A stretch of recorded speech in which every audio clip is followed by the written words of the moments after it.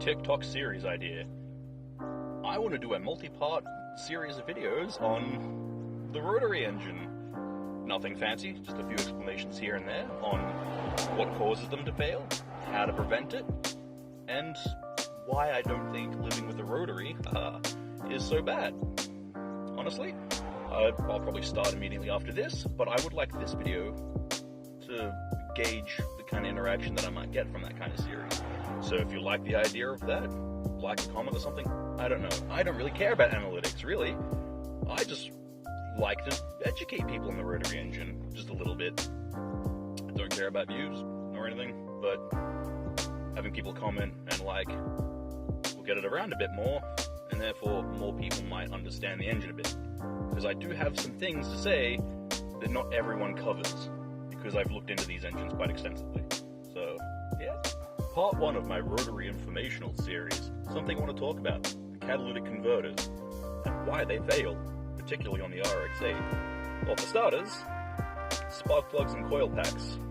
That's one of the biggest things. People don't change them often enough.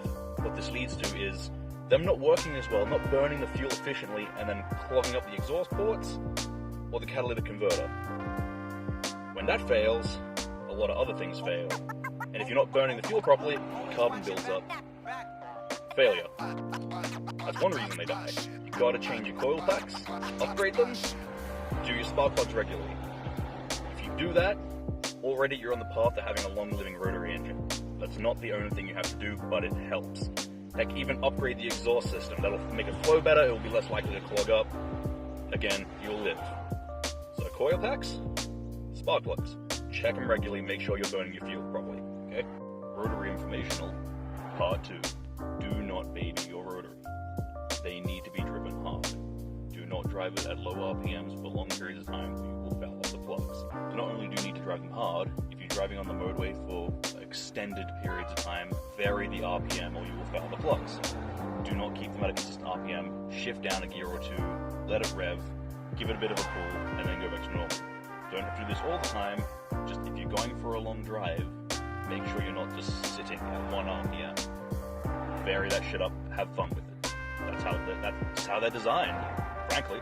Rotary informational, part 3. When you're starting up your rotary, please, for the love of God,